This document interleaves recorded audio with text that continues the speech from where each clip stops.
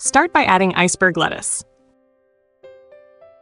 Next, throw in some cherry tomatoes. Add sliced red onion, a few slices of radish. Spoon in some mayonnaise and mix it all together. Season with a bit of black pepper. Give it another good mix. Now heat up a pan and drizzle in some olive oil. Add 250 grams of chicken breast fillet. Season with salt and black pepper.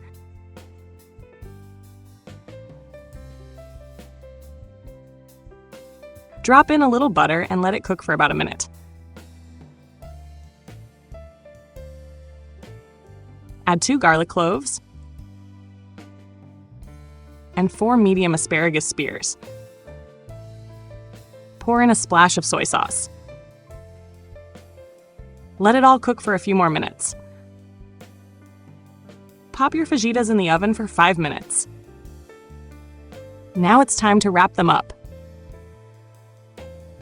So simple and so delicious.